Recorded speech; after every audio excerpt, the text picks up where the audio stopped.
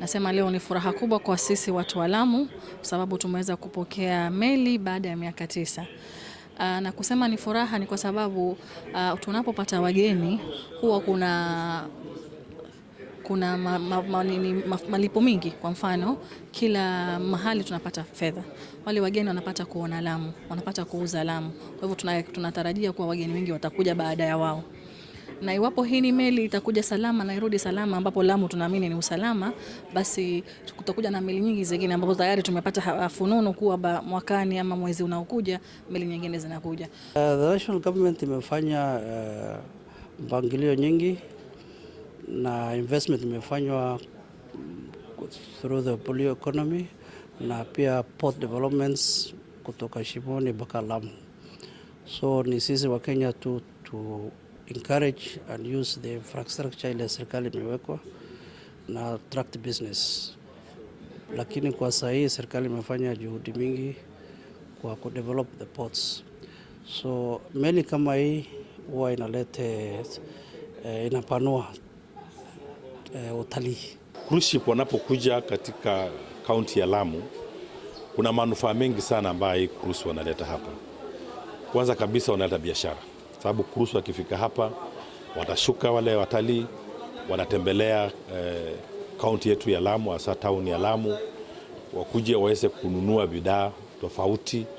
Kama leo vile hii cruise ship imekuja hapa, unaweza kuona kuwa hapa chini tuko na watu wetu wengi ambao ni curious, wanauza zile vitu ambao wameziunda hapa na watalii wamenunua. Na unajua Wakenya vile vile wanachukua advantage ya hiyo kuuza vitu yao kwa bei mzuri, na wamepata dola imekuja hapa, wamebadilisha pesa ya kununua hizo vitu katika pesa ya Kenya, na wengine pia wamenunua na hiyo dola na imekubalika na wananchi hapa, wamenunua wafanyabiashara. So watalii kuja hapa wananunua bidhaa, wanakula chakula na wanalipa. Hiyo ni kuongeza biashara kwetu.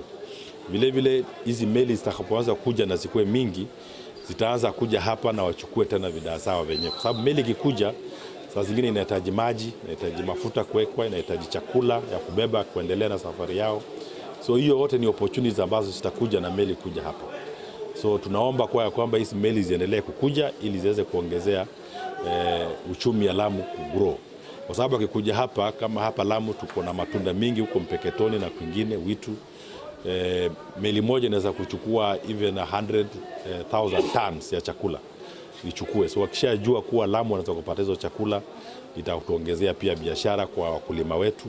Wanaweza kununua nyama, wachukue maji, wachukue matunda, wachukue mboga.